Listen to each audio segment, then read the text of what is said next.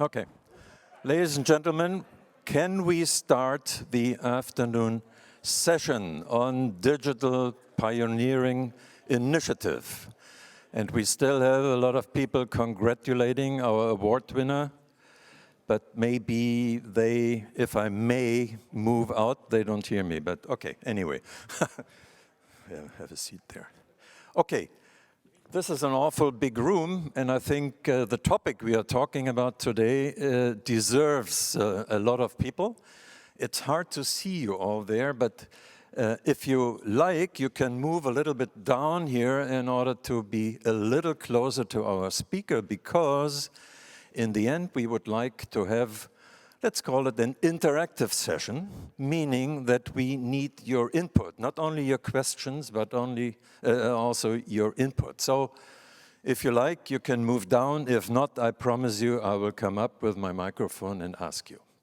Okay, what it's all about is the Digital Pioneering Initiative, which actually was started by Björn here on the right side.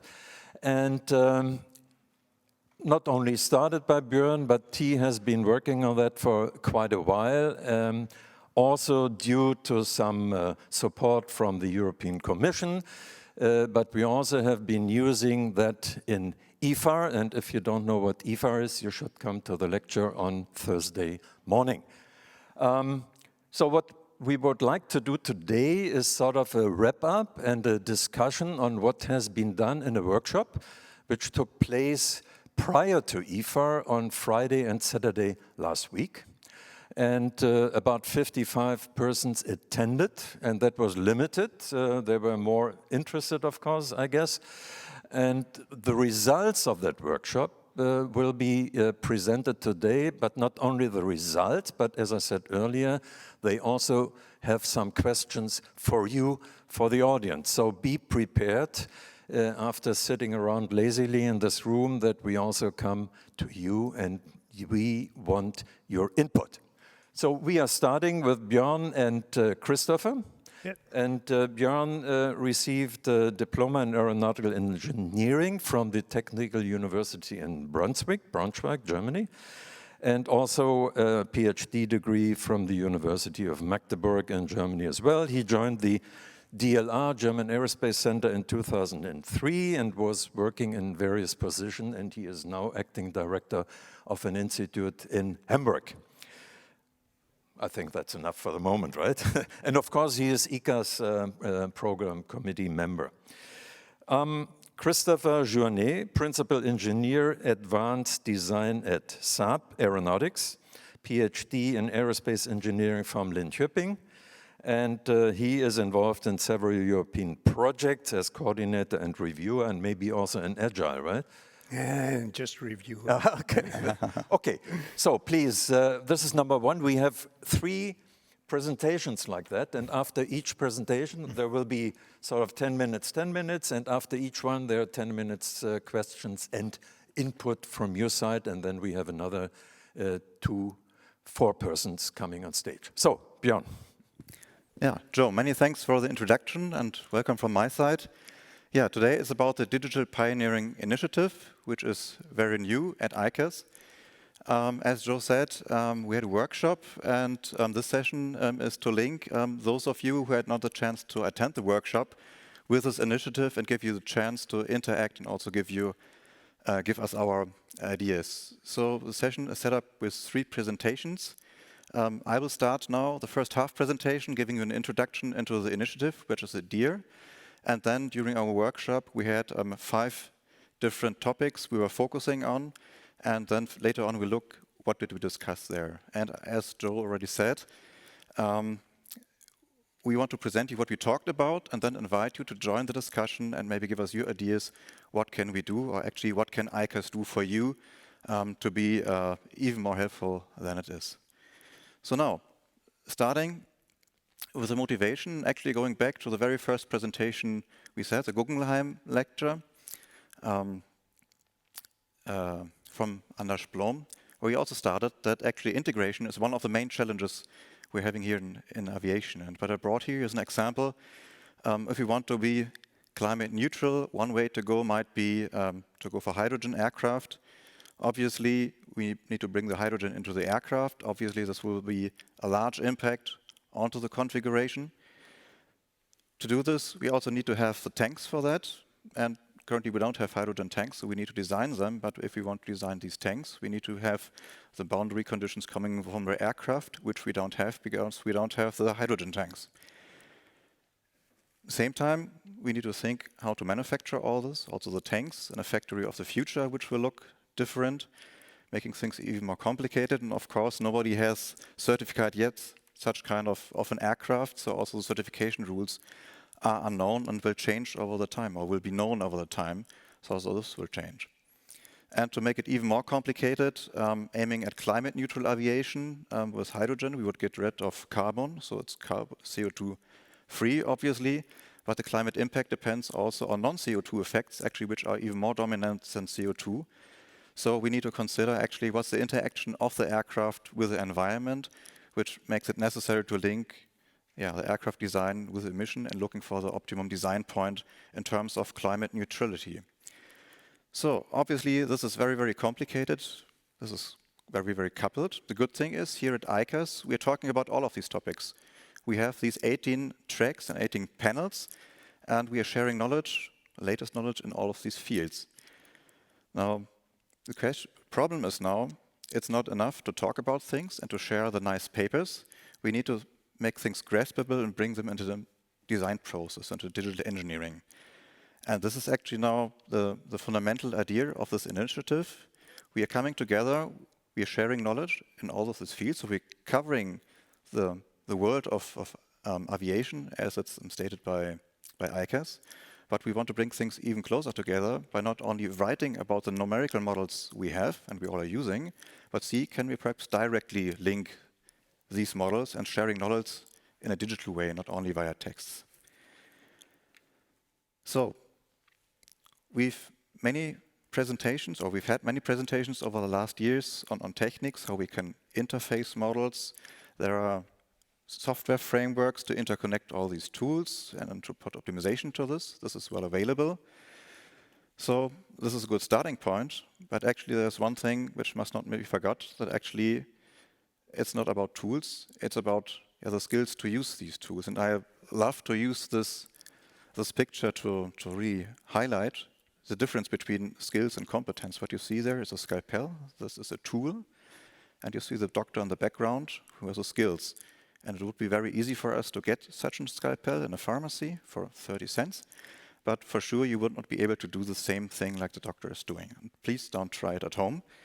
And that's actually the same. If you want to do CFD, you can not go to a pharmacy, but you can buy a CFD code, not for 30 cents, but maybe 70,000 euros.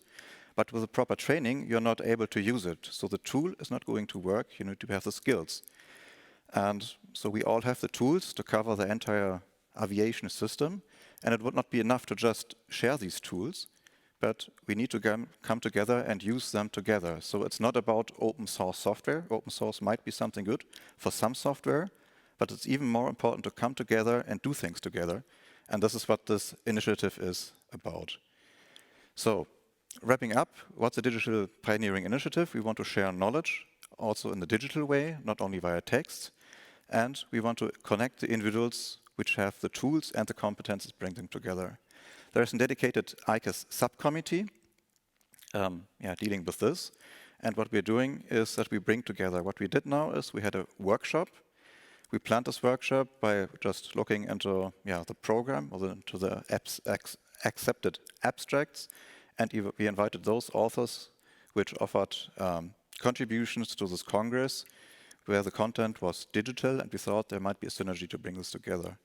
Now, in this very first workshop we wanted to make it free of charge for the participants and without additional risk for the Congress. This is why this led to some limits, so we only were able to invite 50 participants, what we did, and to try out how to do this.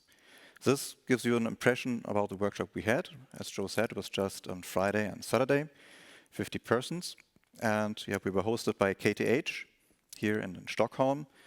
And we had a quite active time talking. We all met together, but then we break out into sub-sessions to really talk. With 50 people, you cannot really work on contents, but yeah, we had these 5 topics.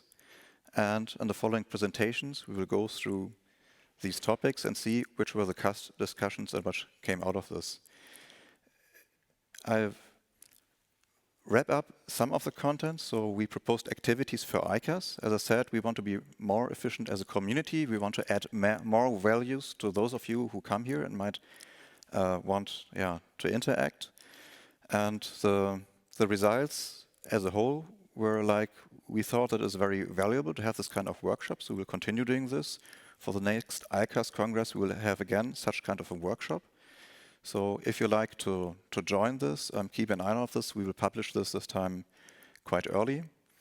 And yeah, I think I will not go through all the list of the activities. You will see this in the different sessions. And yeah, I think we just jump into the first of the topics, which is System of Systems Engineering. And yeah, I hand over to Christoph. Thanks, Björn. So as you see, Dan De Laurentiis was leading the group I'm representing, so I'm presenting on the behalf of all the participants. And we went through a little bit of what do we want to do. And we say system of system engineering is something that we think we need to include somewhere. Why? Because system of system engineering is more than just MBSE or system engineering. They're really close related, but there's some added layer there, so we need to take care of them. And we think the community need to acknowledge the difference between all those different disciplines and see them as discipline as such, because we need a strong community to be able to tackle those problems. And everything we do in our society are more or less system of system.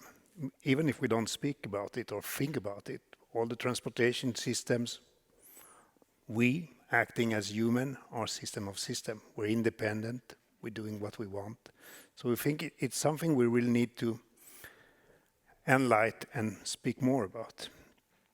And we think we need a strong community around that. So that's the main outcomes from there. So what's the background of it? And I hate to come with a really formal definition, but I think sometimes we need to go back to it and just take, what is it? So I'm not going to read it, but we just want to put it there to say there are definitions and sometimes we really need to use them. The other thing is, often we come to conferences and we use a lot of words, but we may not always define them. And one thing we say in the group is that maybe in all presentation you should frame the definition of the main topics or the main words you have, just to make sure that everybody understands what you're speaking about and what's the real sense of what you're putting there. So the formal definition is two-parted. It's the first one, but then there's a characteristic, what really makes system of system unique. So we think the operational independence is something that is really important. I mean, it's different systems that were done from a system point of view, but they have to work together. Often they have different life cycles, so you got different managerial views on them, and they evolve in different directions. And that might create emergent behavior, and you will have geographical distribution between them. So that's really something we think all the systems we've been speaking about, everybody speaks about sustainability, new aircrafts, they all have to work together in another system. You got the infrastructure there, you got the ground part. So all the different pieces needs to be added up and to be considered all the time. So we think it's really important to go back to that and acknowledge that we can't just look at one system at a time. We need to see the broader picture all the time. So yellow pages, why? Do we all know each other in the community? Maybe, maybe not. So we think that managing to gather a little bit who are doing anything within the field is quite a good idea.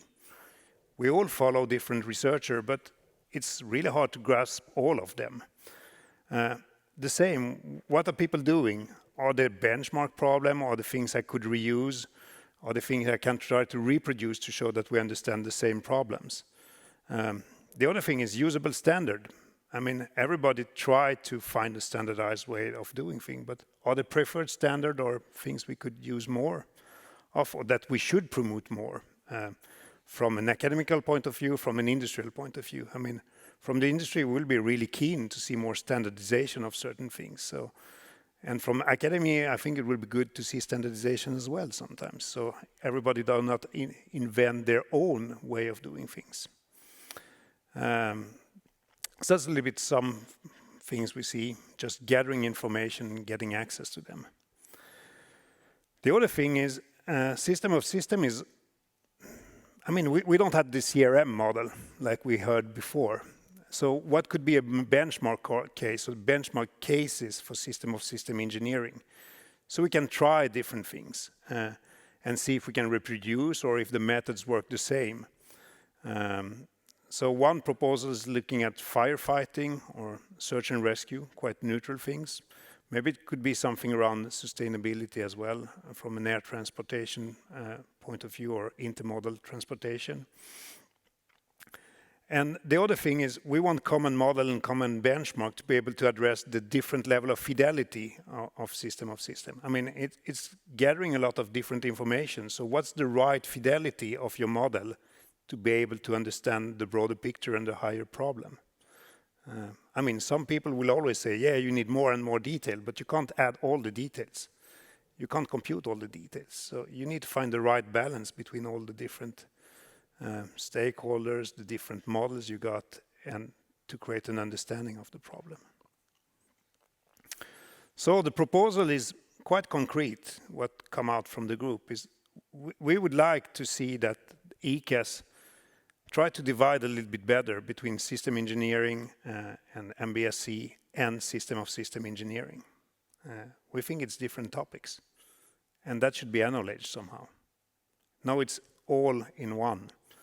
And we think it will be good to promote some different sessions to show that there's a real community out there.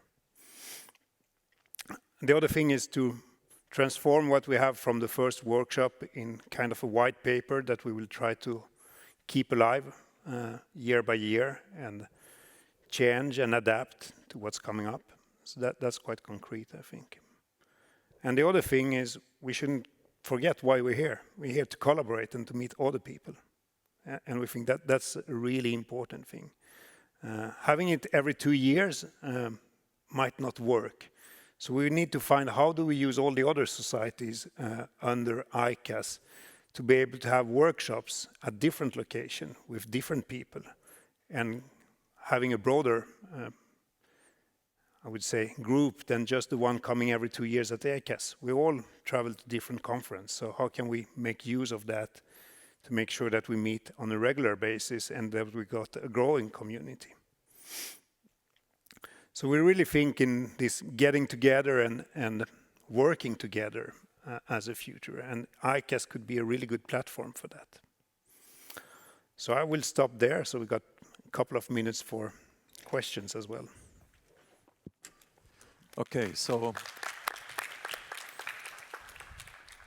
yeah, thank you, Björn and Christopher. Questions and inputs. I mean, you have seen a couple of statements here, what came out of the group. And I think what these gentlemen are waiting for is to get some answers, comments, or whatever. I'm one of the... Hi, excellent to consider systems of systems, which is also done within INCOSE with quite some vigor. Could you add that on your collaboration list? Yeah, I mean, sorry, it should have been, as for example, some of them. INCOSE, I think, is a normal part of it, and Dan is part of the INCOSE system of system committee, so I think that's a quite natural way of getting it into there. Yeah, we will. Do it. Okay, anything else from here or from there? Maybe your questions were not provocative enough, you know. But maybe I have a question in the meantime. When you say in one of your files that you want to formalize this within ICAS, does it mean what you said later, you would like to form a new track on this one, or what does formalize mean? I think two things we noticed. I mean, we went through the call for paper, and you got one track that is system engineering, model-based system engineering, and system of system is one under track, and that's the only track where that word pop up. So we think things are changing, and new areas pop up, and we think system of system engineering is something that should be pop up a little bit more. Okay. Who has been at the workshop, by the way? Lift your hands, please. Okay. So what do you think? I mean, what was your input to the workshop? If you don't. Okay, thank you. Vittorio Cipolla, University of Pisa. Yeah, I've been involved on the green aviation work group, so it was very broad topic, and I think that one of the main points of our discussion, our internal discussion, was about the necessity of common research models related to the state of the art, which can be used as a reference to assess the new technologies. Today we already have some of them, but some effort is needed by, I think, all the community, both the research and the industry, to improve the reliability and to have also a more holistic approach to include also some data about the impact on the environment, on noise, and also on logistics, turnaround time, and other key performance indicators that maybe today are not all there. So that's my main takeaway. Thanks a lot. Any more questions? We still have a couple of minutes. Well, I have one. Sorry. Yeah, please go ahead. Yeah, Murray Scott. I just wanted to add, you were talking about every 2 years perhaps isn't adequate, but I guess as Björn knows, ICAS now for many years has had the Emerging Technology Forum. Of course, we've had a problem with the pandemic, but we should go back on to the, every other year there will be a major ICAS event. So I just encourage that to be part of the mix, because I think what you've done this time, unfortunately, I couldn't participate because I'd already made my travel arrangements when I got the notice. And the other thing is, you mentioned the European conference as a possible opportunity. Don't forget APASAT, which is the Asia Pacific Aerospace Science and Technology event, which is actually every year between China, Japan, South Korea and Australia rotating around. So that's another opportunity. And Case Bill, if he's here, Case is the person who can definitely speak about that. Okay. I think, I mean, I would say my mistake, because it should have been stated that it's just an example list, and we're more than glad to complete it with any other kind of event that could support it. Yeah, maybe if I can add, we discussed this. We think this is very good to combine it here with this Congress. We had similar activities already in Europe, and we had dedicated symposia, we called this. The point is that we wanted to talk about things where we can collaborate, and collaboration is always into the future, not in the past. When we come to a Congress, we talk about results which are completed and which are validated. And so it's kind of complementary to regular congresses. So this is why in the beginning we started independent from a Congress, but the travel effort is quite high. And now what's new, what we add this to the large congresses where many of us come anyway, but we add an extra section where we can talk about the problems and not about the solution, and have this both together with a minimized effort, so to say. And it's kind of clear that always with ICAS Congress we will do this. And then the Emerging Technology Forums are also great opportunities to meet, though there are not by nature so many people all together anyway. And in the non-ICAS years, we can look into multiple congresses. We also start to have maybe several activities in parallel, maybe one in Asia, one in Europe, one in America, but always in the ICAS year, always come together here in this frame and bring everything together again. All right. If there are no questions at the moment. What we can do, of course, is we listen to the others, and then at the end we can have a sort of wrap-up and see if there is any question left from your side. In this case, I would say thank you very much, Björn and Christopher. And I would like to invite Peter and Ingo to stage, at least as long as I introduce these two gentlemen. And we have the same procedure. You share, one presentation here, and after that we have some questions and inputs from your side. I emphasize this again. So Peter, very impressive, started his professional career as a wind tunnel test engineer, guess where? At the Ferrari Formula One team. When they were winning. I was just going to say, you left and then, okay, anyway, let's not talk about that. Different branch here.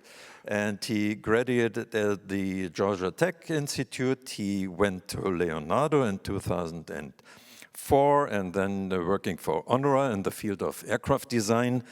And then in 2016, he went to the European program Clean Sky 2. And he also received a PhD in aircraft design from the SUPERO, and he is currently program director for civil transport aircraft at Honora, I guess. Yes. Yes, doesn't say here, but that was my guess. So, and then we have Ingo Stark on the other side, Master of Aeronautical Engineering 2009 at the Technical University of Munich, PhD at the Linköping University in 2016. He is Associate Professor at the Linköping University, and he has various interests, which I'm not reading at the moment. Among them, of course, aircraft design. Yeah. Who would guess? Okay, and you give sort of the second talk as a result of this workshop last week. Correct. Please. Yeah. Thank you for the introduction. So as Björn mentioned, there were 5 groups, and we combined the challenge of MDO and the one associated to green aviation. Right. So I will start with an introduction, saying that it's clear that today we are as a community under quite important pressure to reduce the environmental impact of civil aviation.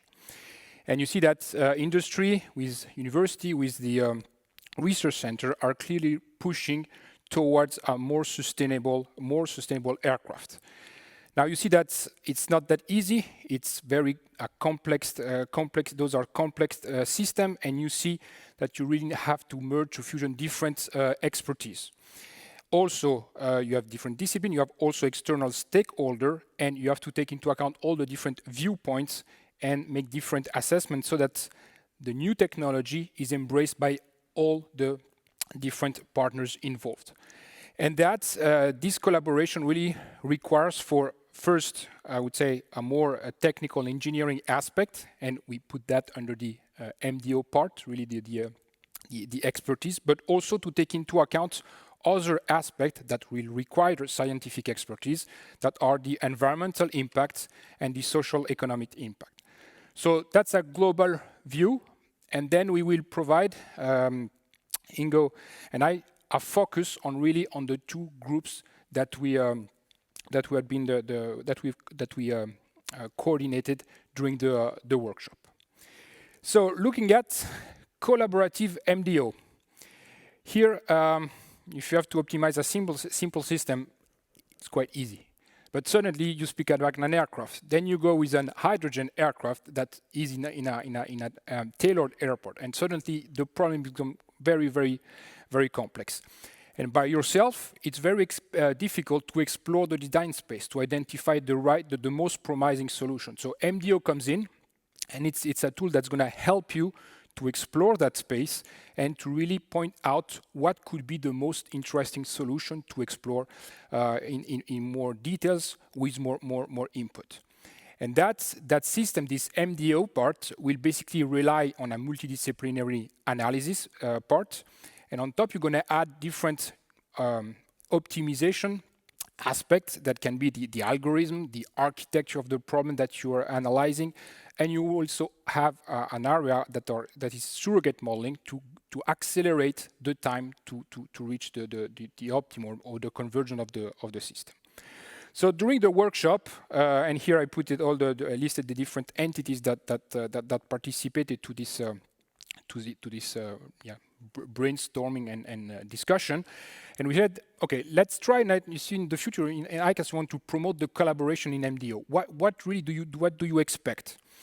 And as shown earlier by my colleague, you will find almost the same ideas, and clearly.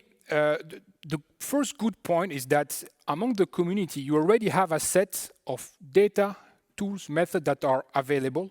Some are open source, some are just available through the publication. So that's a really strong and good starting point. When you look at the methods and approaches, clearly what is very important, especially at the university and research center level, is the possibility to really show the progress that you made in the field by benchmark. So clearly the idea of a benchmark part is very, very useful, and there's something that we clearly are looking for. Then when you're going to optimize, I take here the example of an aircraft, what is often important is your starting point, the reference aircraft. This morning there was this unconventional configuration, and the reference point becomes very important when you come up with some numbers, X% better or worse, but it must be very clear what is your starting point. That's where we said, okay, even a reference aircraft becomes very, very important. And then another interesting point was that everybody in the community is very open to share the tool. However, they would like to be informed about what you do and how you use it. Okay, so there was this request, this is an expectation, saying that, okay, I can give you access to my tool. We will see later how, under which form it can be. But if you have results, I would like to be informed so that we can exchange. The risk that we can have, as mentioned, Björn showed, the scalpel, is that you download a tool from a partner, you don't really know how to use it, you still use it, and then you publish saying that the results are not good with that tool. So of course the author, will not be very happy because you don't have the skill to correctly use it. So the idea is really here to be open about the use of what you would do and to publish it. I mean, to really have a clear discussion with the owner, and that was a very important point that has been mentioned by the different partners. Now, when I look at the MDO part, you have what we call the classical overall aircraft design loop to size over performance. You take your mission, and there is the iteration, so you converge to a feasible aircraft. We tried here to list the different steps, and the idea is to then highlight what are the tools that are already available as a starting point of discussion for this digital pioneering initiative. I won't spend too much time on the first one because this is the requirement analysis and technology review. That's where you say, okay, I have this aircraft, I will inject that technology, and it will be available in 2030, 2035, 2040. So this gives you a little bit of that sets the problem. And then comes really I would say the tool part, where you're going to have, you want to achieve a basic sizing of your aircraft, and generally it's going to be based on semi-empirical methods. And there you can do the initial sizing, and you see the trade-off, and you start to see, okay, what kind of optimization I can do, or you can also do, I would say, relatively simple optimization. Then you go to the next step, and that's where a lot of research is done. Is basically you will introduce higher fidelity in that MDO loop. It means that you will start, for example, for the IRO, you will use a Euler solver. So that's going into one direction. You had accuracy basically in your evaluation. The other option is you're going to have new information by adding new tools, new disciplines. So in this case, you will, albeit you will, your design space will be bigger, and the result will be a more refined results for your system. And in this case, so with this new MDAO process, you will be able to carry out optimization at the local optimization, could be aerostructure, but also at overall aircraft design level. Please keep in mind that at this stage, you will keep more or less the same numbers of disciplines. Then comes the third options, where here you're really gonna increase by a lot the level of fidelity. And for aero, you're gonna use RANS simulation and finite element models for your structure part. So there, because the computational, the complexity becomes very large, then you tend to reduce the numbers of disciplines that are coming into play.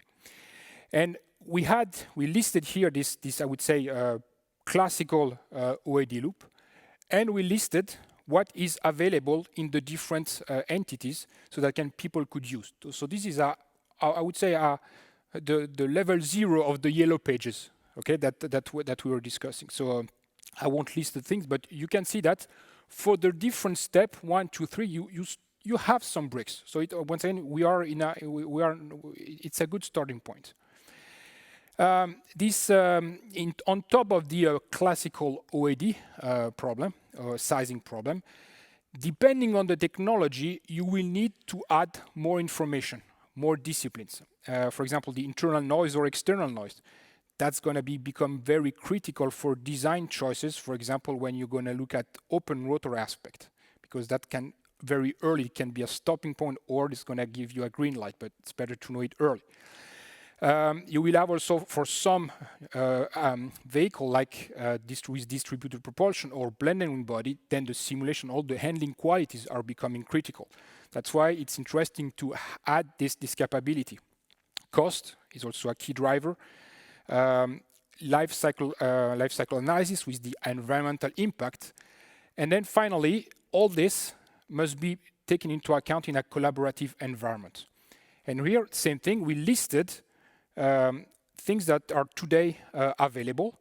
And once again, they can be open source, or also you can have access through website or through the network to the software. So basically, it's really a direct exchange between the two entity of data to converge to the desired process.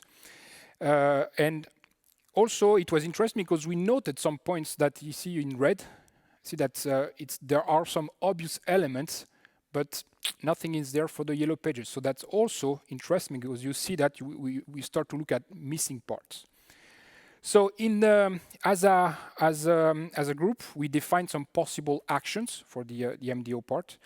And one is the one as Christopher showed. It's clearly that the yellow page seems to us a very good action to be carried out within ICAS.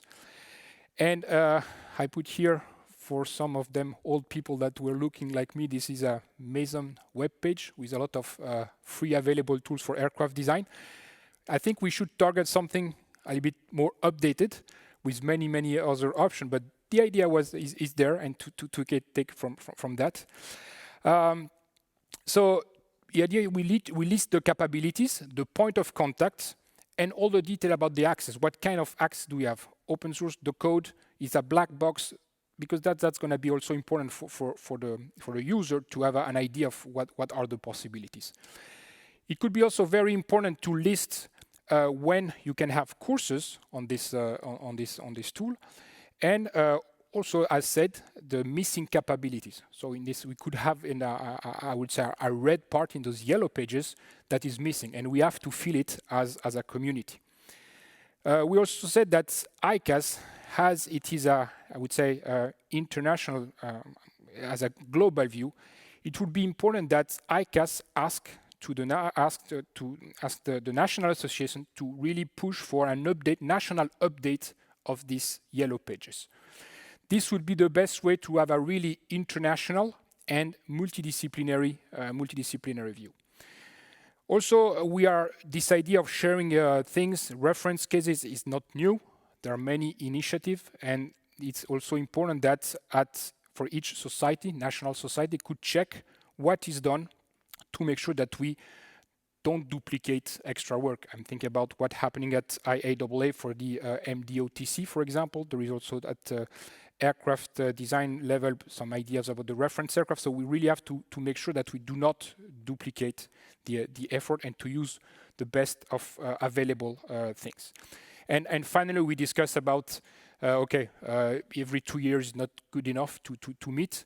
And let's try to make it simple. So I don't want to go back to virtual meetings, clearly, but if necessary, that could be an option. And finally, also to foster the collaboration, we all agree that one point is that sometimes when there is such an initiative and you want to build a collaborative environment, you need time. If you need time, you need a project, you need some budget, and that's going to be a little bit complicated sometimes, to find. So we said, how can we have what could be the starting point?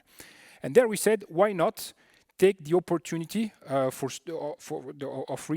students to launch a DPI challenge at master level, where you could have, in project, the student project will be basically to participate to this competition, ICAS competition, where you really focus on the collaboration. So here it's not one single university that participate, but it will be more I would say teams of university to really emphasize the collaboration. Of course, this idea of competition, there are already a lot of competition in different supported by different societies. So once again, we have to be careful not to duplicate and to give not to overload things. But we see that it could be a good compromise as a starting point, and also as a starting point without requiring too much, I would say, resources from a PhD or a research engineer. And so it could be also considered as a good step forward if the collaboration goes well for a future project. So now I will pass the pointer to Ingo for the next step. Thank you, Peter. Thanks.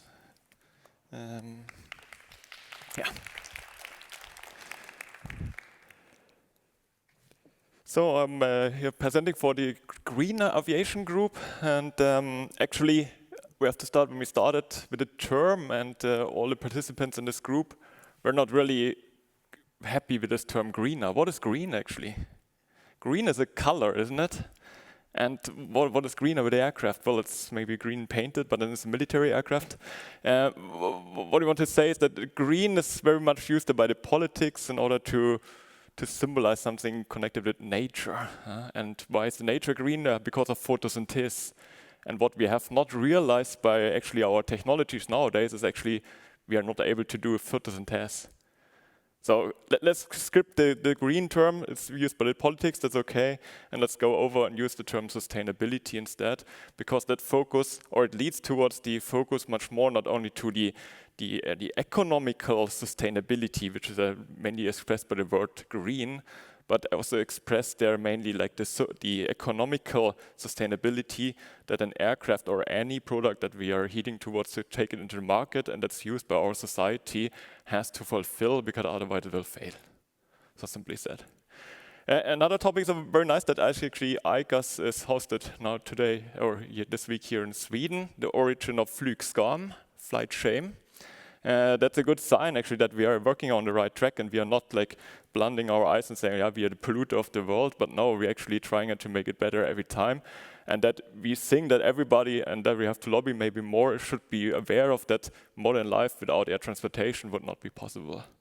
And I think we in Sweden are very, very much aware of that, because when we see all the remote locations that we have in the northern of Sweden, they are flying is a daily life. So you fly through a special doctor's appointment, otherwise you would not do it. So what we concluded actually then was that what is included in this term green aviation was actually the long run or the long track that we have in front of us to go to find some kind of a sustainable, as a long-term sustainable solution.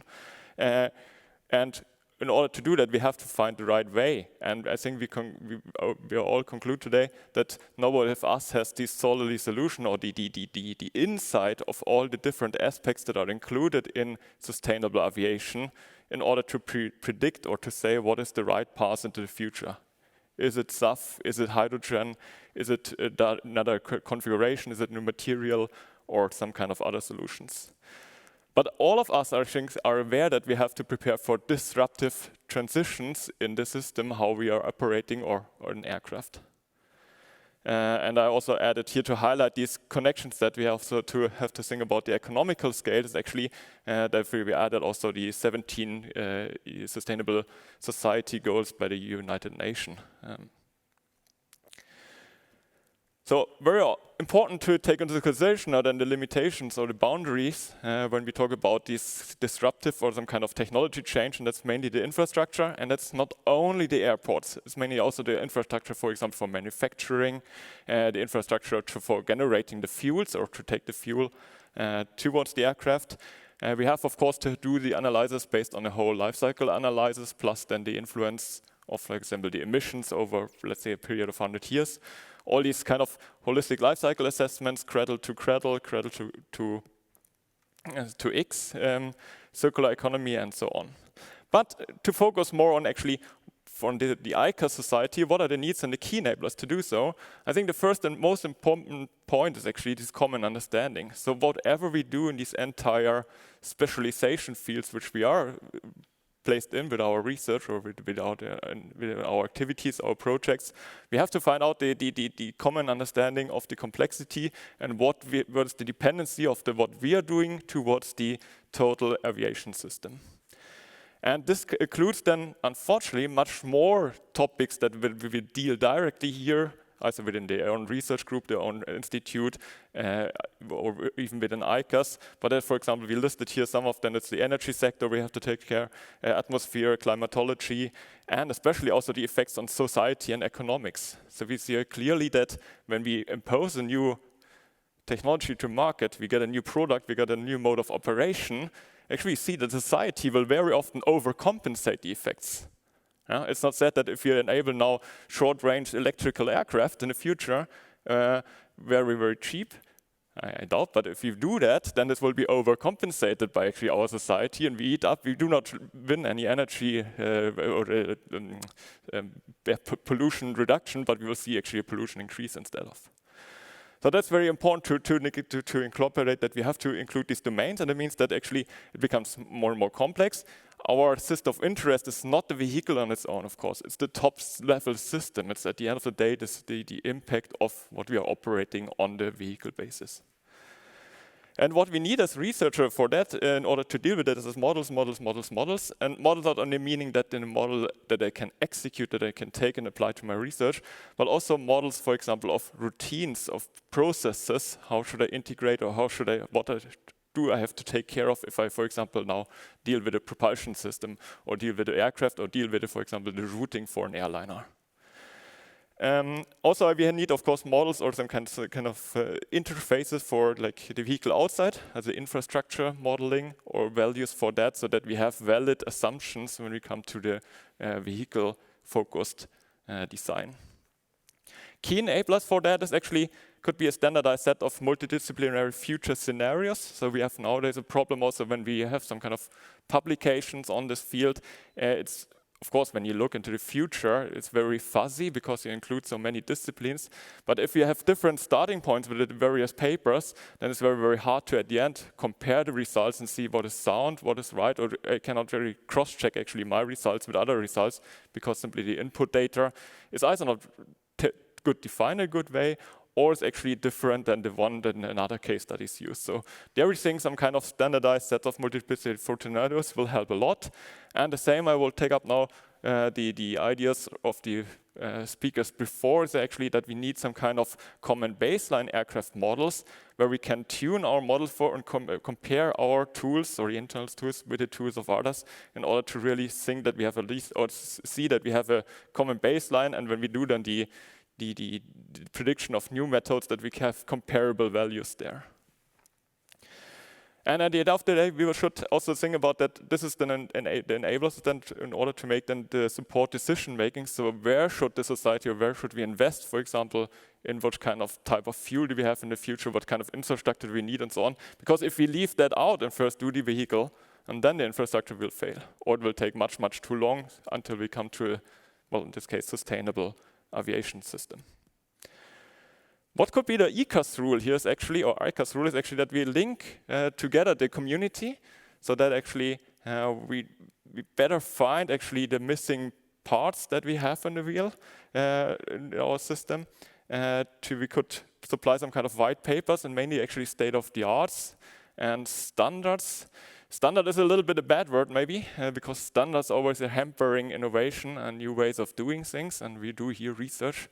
So maybe better said like well-defined interfaces, or thinking about when we do research to realize interface nodes. So for example, that I have some kind of a calculation routine that maybe somebody else can use with some kind of other input data. For example, an emission calculator where I simply can add my emissions from a mission simulation and get out then the total value of the impact of flying that mission. And last but not least, ICAS has quite a high word and influence on worldwide, so that we can also give their support for decision makings, like for politics or finding research, and highlighting actually also industry where to invest or where to go for the future and which kind of domains should be analyzed more in detail. So basically, to finalize now,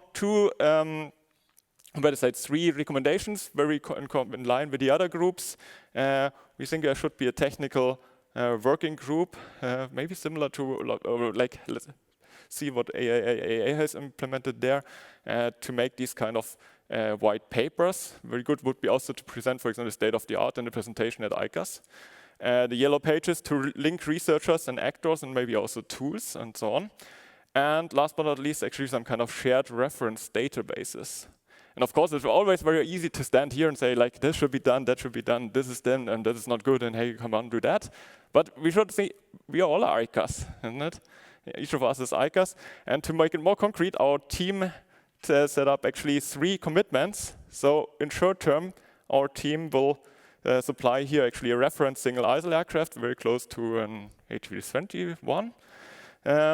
Where we are already in the small team that we had here of 8 persons, actually could identify if we had this published, then for example, one team, maybe here Maria, could directly take her noise model and put it towards these reference aircraft, and by this have the synergy that we simply then have in the aircraft or in a model where we have then more disciplines tied together.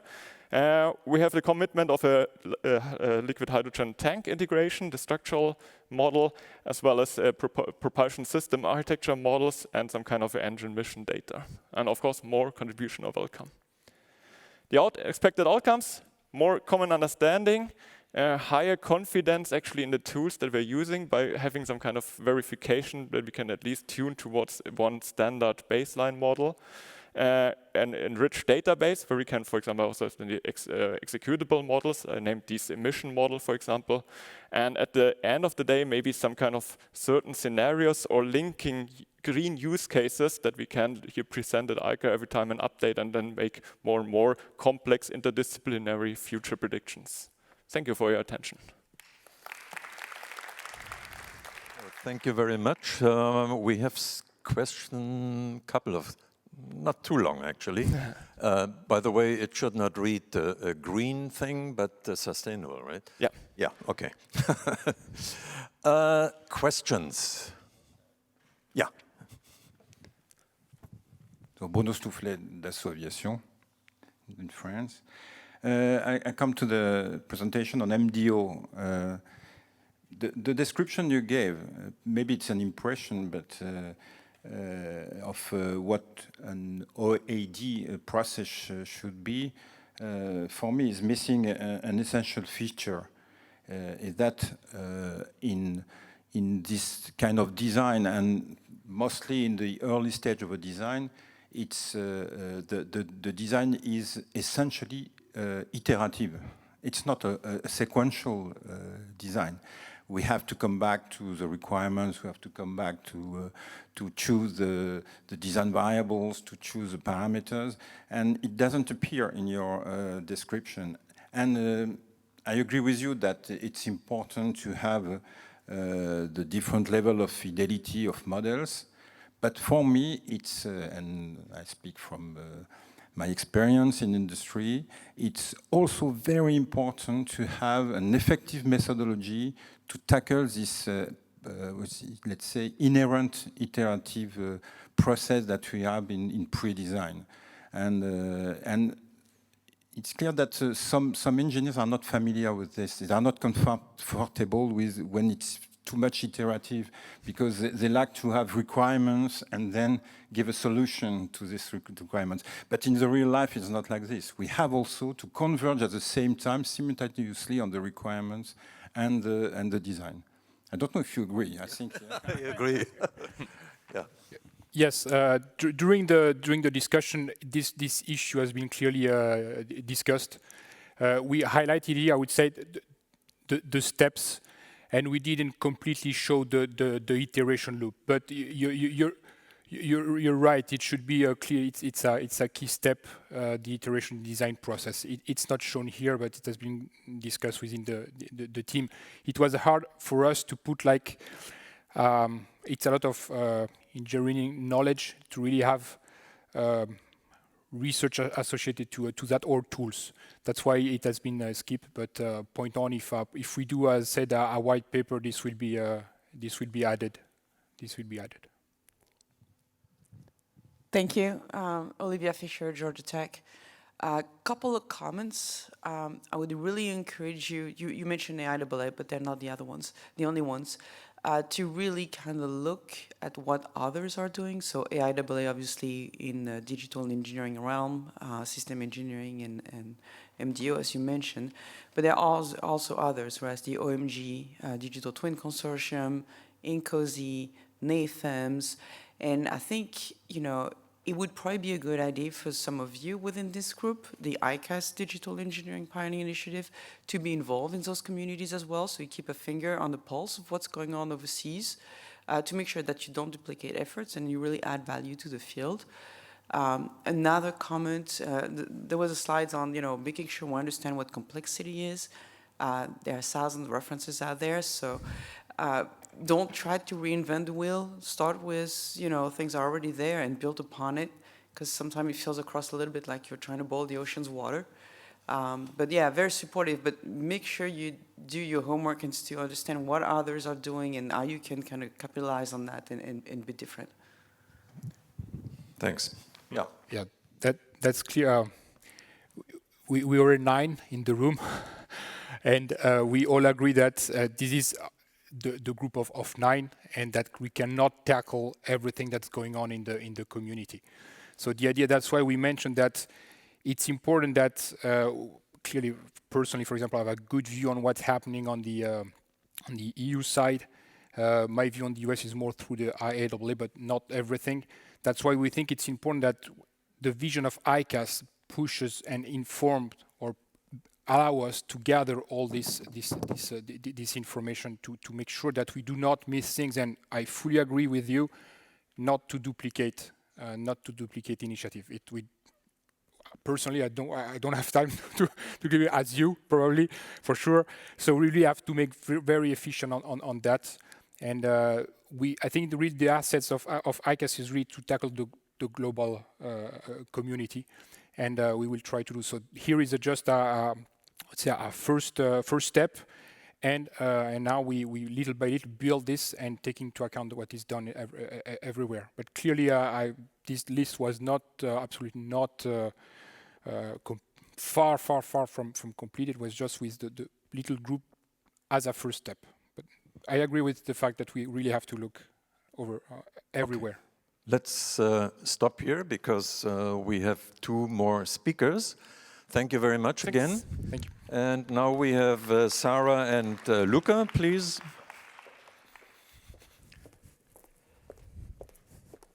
And Sara Bagassi, of course, but everybody knows her, I guess, because she is also in the EC and in the program committee, and this is why I'm sort of using the familiar Sara. Sorry for that.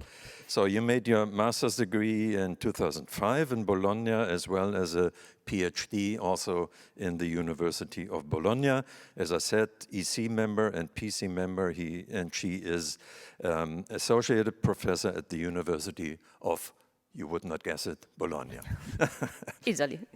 And then we have Luca Boggero. He obtained his PhD at Torino, so we have an Italian team now today here. And he is since 2018, he is in the group actually of Björn Nagel and leading the digital develop process, and he is involved in many European projects, etc. But I guess you know Luca as well, because I've seen a lot of people attending the workshop we had. Please, go ahead. I need a controller. I don't know. Thank you, Joe, for a nice presentation. Maybe I don't have any controller, isn't it? Is it here? Okay, thank you. Okay, so I will use it. So I will stay here, and what I'm going to present, along with my colleague Luca Boggero, is the activity of the, let's say, last two groups, and specifically the activities that were conducted in the field of novel extended reality technologies, with specific reference to the aircraft design process and the challenges of unconventional vehicle design that will be presented by Luca just after my presentation. So, first of all, we were working in this subgroup, in this, let's say, substream, I would say, of the pilot event of the Digital Pioneering Initiative, focusing on a technology or a set of technology that is currently going under the name of extended reality. Since some years, this new term was used to define an umbrella term that covers a set of technologies such as virtual reality, augmented reality, and mixed reality, which are becoming even more, let's say, what's happening here? Okay, which are becoming even more, let's say, popular in the aircraft design community, even if maybe are not very well known from a technical perspective. Someone consider them as an enabling technology to access the digitalized data. Some others consider them as real working tool.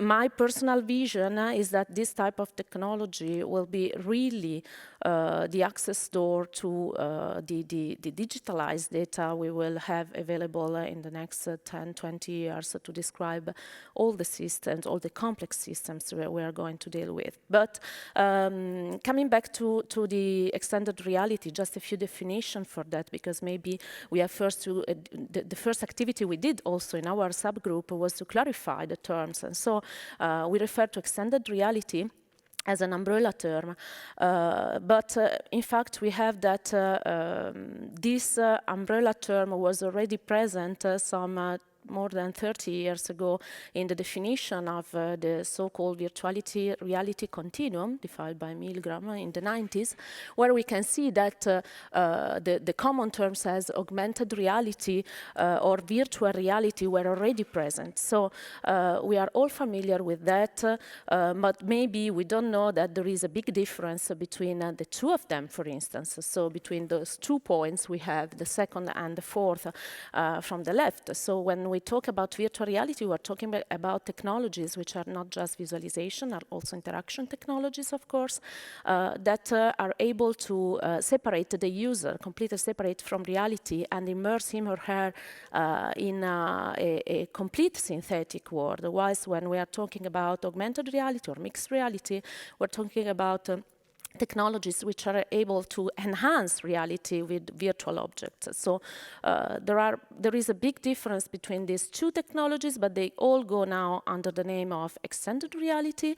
And in the future, we might have systems that are able to navigate this continuum from reality to virtual reality, simply mixing the amount of real and digital information we want to have in the same mixed environment. But extended reality is even more than this, because I was referring before to the fact that it's not just visualize things, is also stimulating, displaying information through other senses than the sight. So we can sense with, of course, with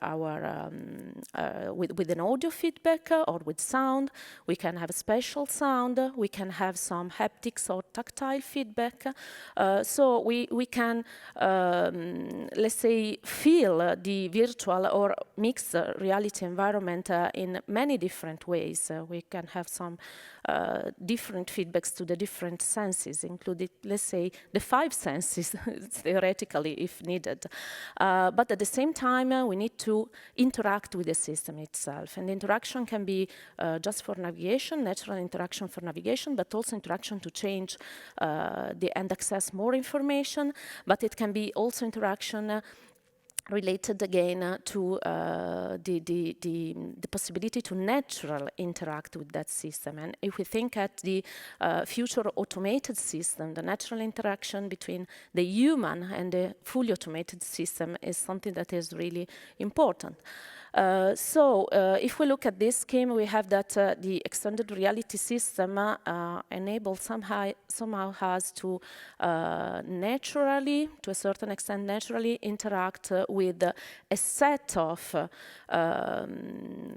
algorithms and data that are pretty similar. And that block you see here on the bottom right, that are pretty similar to what we can have, for instance, in an MDO project or in a preliminary design project. And the type of interaction we can have with such system enable to make the design solution visible and understandable to anyone theoretically by filtering the proper information that has to come out from the inner block that can be either a black box in case we want. So extended reality is considered as a rather, would say, mature technology in a number of business sector. It is currently used in a number, let's say, of sectors. So all the reviews are considering it as a mature technology. But if we look at its usage into the aircraft life cycle, we can see that there are potential applications in almost any phase of the aircraft life cycle. But if we review, this is an activity we started doing last year, and it's not finalized yet, also because applications are coming up every day. But if we review which are the main applications we have, considering the whole aircraft life cycle, we see that let's say most mature are the ones related to the operational environment. So head-up displays is a common, let's say, example of a fully deployed solution, which is like a mixed reality. But we have applications also for ground operations at airport. We have applications for maintenance operations. So the operational, let's say, are more, the operations are more impacted by this type of technology. Then there are a number of applications that are still like limited to low TRL, so in the, let's say, research phase and limited to TRL4 mainly. And they mainly deal with the scientific visualization and interaction, aircraft design at preliminary design level. And so what we discussed into our group was which are the reasons that are limiting somehow those applications to a certain, let's say, maturity that is not really progressing towards a higher level of maturity like it did, for instance, in operations. You can have your own opinion. Anyone has maybe his or her own opinion. But of course, there are a number of common points we can see. And we investigated about that also with a poll that was first submitted to the small group, then to the larger group of 50 people. Just 36 responded, by the way. of the workshop we had during the weekend, and that will be submitted to you as well online now in the room. But coming back to the general feedback we had from the workshop, so in the small group that was composed by 6 people on the whole, is that of course we can agree on general statement consider that the maturity of XR in aeronautics is more limited than in other sectors, but at the same time there is a great potential to offer, to give the possibility to interact with complex system, providing the human feedback in the design loop. So that's something that appears to be really interesting for aircraft design, because we can consider to have the human feedback also by the final user, in case of passengers, for instance, for the cabin design, in the very early stages of the design process. So we came out with a proposal for 3 topics to be investigated at different level of, let's say, maturity assessed today. So the first one is the use of extended reality as a tool for interactive scientific visualization.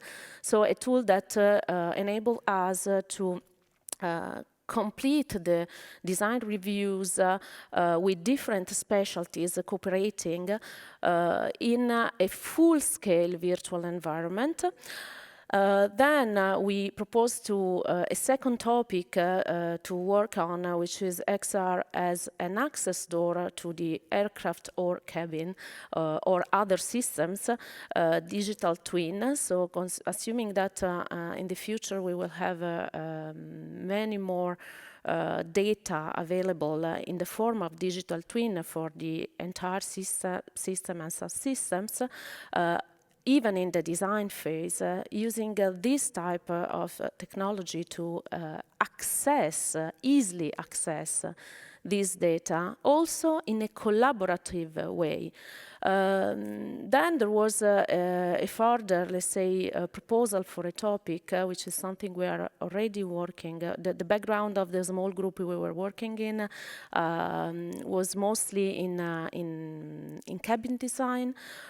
So we were also working at a certain point. I told that it didn't look like a working group but an hackathon, because there were people connecting stuff and goggles for cabin co-creation. So the possibility to use XR as a tool in the very early steps of the design of the cabin design to co-create, including not just the human but all the different specialties that are involved in cabin design. So I want to show you, before submitting the poll, a very short video about, can you please launch the video? I don't know if I can do it by here. Okay, thank you. Which was kindly provided by people working on cabin design at DLR, and specifically we have a few of them. We have the faces also in the final slide. So this is a tool you can see here that enable to navigate a complete cabin, not just considering the visual and the ergonomics aspect, but also considering that for each item I have in a cabin, I have some relations to other items and systems that shall be considered. So this is an interactive tool that was developed in the framework of the Verdica project.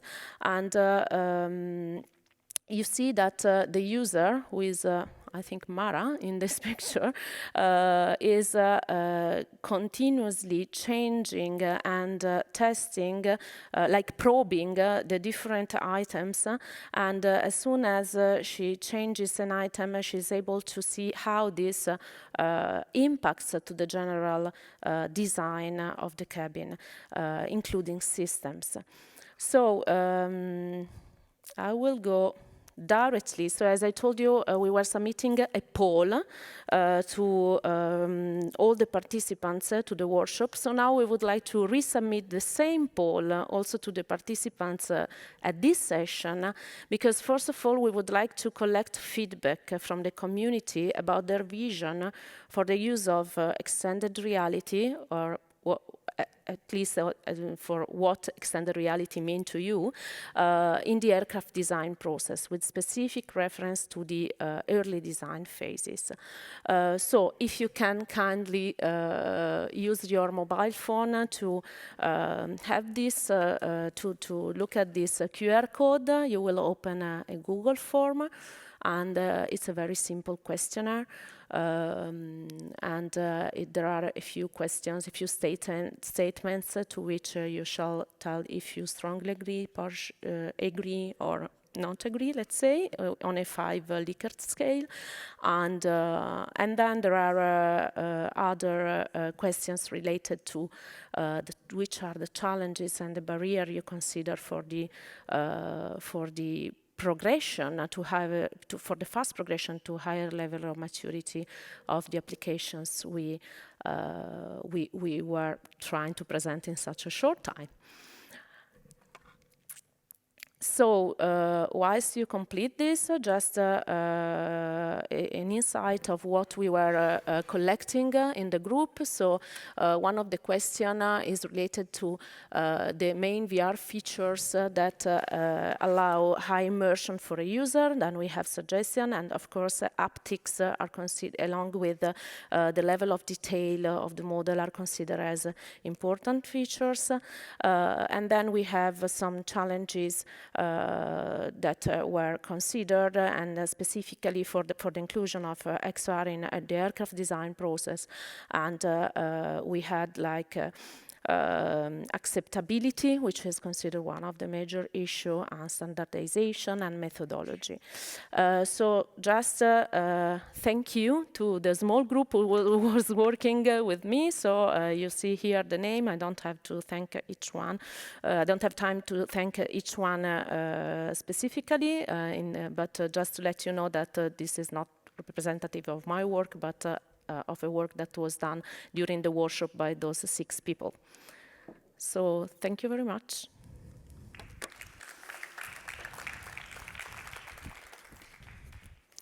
Okay, thank you very much, Sara. I will quickly conclude our presentation focusing on the results of the last working group, which was focusing on application cases, so new unconventional vehicles. It was important to address this topic also together with the other topics of the methodologies and extended reality, because we know that if we want to develop this kind of new unconventional vehicles, we also need new development technologies, and MDO and virtual reality, extended reality are also important for this. So which kind of unconventional vehicles have we addressed in the brainstorming, in the group session? 2 types of vehicles. We address urban air mobility at different levels, so the system of system level, but also going down to the vehicle level, so including vertical takeoff and landing aircraft with new technologies of propulsion systems, and supersonic and hypersonic aircraft. So we wanted to identify all the challenges of these vehicles. Actually, we couldn't do it during this workshop. There are so many, so I don't have to explain you what the challenges are. There are plenty of publications and research projects addressing the challenges. But one of them, which is extremely important, is about the fact that the development of new unconventional vehicles doesn't involve a single organization, but it's more like a collaboration between multiple organizations. So we need to enable the collaboration between multiple people that have different expertise in order to eventually design successful unconventional vehicles. So what we did was we were in a group of 7 persons from 5 different organizations. We identified which were the research topics addressed by each organization. And yeah, we identified that, for instance, Politecnico di Torino has expertise in supersonic and hypersonic aircraft. The CARI Research Institute, Korea Research Institute, has expertise in the preliminary design of urban air mobility vehicles. ILOT also could provide disciplinary competence, for instance, related to the propulsion system design of innovative VTOL aircraft. An institute of DLR could also provide disciplinary competence, in this case for the evaluation of flight dynamics of supersonic aircraft. And finally, the Institute of DLR in Hamburg has a topic relative more to the methodology, so expertise regarding collaborative MDO formulation and execution. So from these expertise of the different groups, we're wondering how can we create synergies among us in order to collaborate and develop unconventional vehicles. We started by identifying what was expected in terms of topics from the different organizations and what could be provided as outcome from the different organizations. So for instance, the DLR Institute of System Architectures in Aeronautics in Hamburg has knowledge about the formulation and execution of MDO processes and knowledge about standard data exchange schema. This is very important once we have multiple experts with different tools connected together. We need to standardize the interfaces between tools because tools exchange inputs and outputs. And the most efficient way to do this is through standard schema. But what we need in our institute is to have different case studies in order to develop our methodologies and to validate our methodologies. On the other side, partners like CARI have experience about case studies, specifically about UAM vehicles, but they need support with the formulation and execution of MDO, and they also need improved standard data exchange schema. Also, other partners like ILOT, they can provide disciplinary expertise, but they need support with MDO execution and formulation. Politecnico di Torino can provide expertise about the design of a hypersonic and supersonic airplane, but they need, again, support with MDO. And finally, the other institute of a DLR has also disciplinary expertise that can provide specifically for the design of supersonic aircraft, but they need other case studies and improved data schema. So these are all the inputs and outputs that the different organizations can provide in terms of topics. What we wanted to do was to create synergies. So basically try to connect all these arrows here. So you can really see that some organizations can provide case studies like supersonic and UAM. Other organizations can provide methodologies, for instance, related to MDO. So we managed eventually to connect all these arrows. So we could create a sort of synergy map between all the different organizations involved in the workshop. So what were the main takeaway from this workshop? Collaboration is the key to develop new unconventional vehicles. That means that many experts have to be involved in the design process in order to address these new vehicles. And the second takeaway is that digital technologies are needed in order to support the different experts to collaborate together. So we have proposed a couple of activities in this domain. One is the collaborative design of innovative vehicles leveraging MDO technologies. So we have in this small group partners providing some capabilities, methodologies, and the definition of the different case studies. But the problem is we need more experts into these collaborations. And second activity is about the enhancement of this data exchange schema in order to address also innovative vehicles. So, as proposed from this group, proposed activities, we propose to have some yellow pages. This is already mentioned before by the previous speakers, in which we can list of the different experts and the different tools that can be part of this large MDO community addressing the design of unconventional vehicles. We need standardizations, so we need to standardize all the interfaces between the different tools. We need case studies, collaborative case studies. We need to define the different requirement scenarios of hypersonic, supersonic, and vehicles. And finally, we need to organize workshops in order to support the different experts to collaborate together. So that concludes our talk. And yeah, thank you very much. Okay, thank you, Lucas and Sara. One question. Sorry, it's my fault, because my presentation was too long, maybe. Yeah, no problem. Maybe I have one, if I may. It looked like a very much sort of European thing, except of one organization, which is CARI. And CARI is, of course, from Korea, and I was wondering, do you see a chance of such a organization within ICAS involving, I mean, these European guys are sitting close together, right? South Korea is pretty far away. Is there a chance of doing something like that also on a global scale?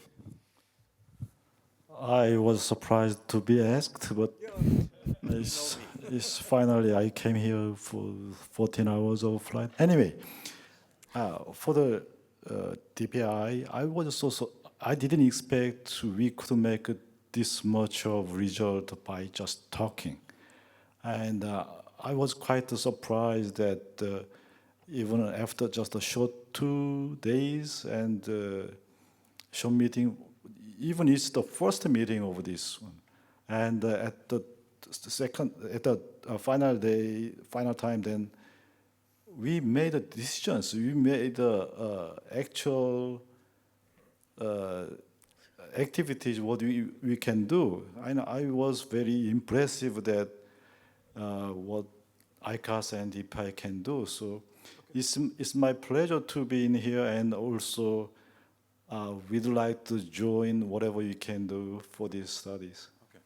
Well, sorry to come up to you, but I thought I need to ask you, because actually I think we have a coffee break, and I would like to end that. And it's terrible up here, right? Yeah. Anyway, I would like to thank all the group. I think it not only was, I hope it will be an excellent initiative also for the future. And you should be actually all exciting, jumping up into in your chairs up and down, because first of all, what we heard, even within 2 days, you achieve something for yourself, for your organization, but of course also for the community. Second, I guess most of you are working in disciplinary fields. Wouldn't it be great to see what the others are doing and how your field is working and is acting in the air transport system? I'm really pushing it up the level now. And I think this is an exciting initiative.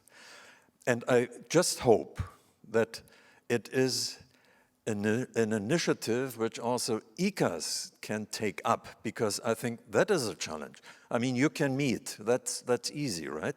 But it has to be also organized, and you always say ICAS has to do it, but then ICAS, in the end, somebody said it, I think, from you, ICAS is you. So you have to keep it up. You cannot wait for the executive general to set all this up. It's you. And then, of course, let's hope we can make it even more international than it was possible in the first round. I understand that. But for myself, I think it's really very well done what you have shown us here, and I wish you good luck in the future. Thank you. Thank you very much, and a big applause.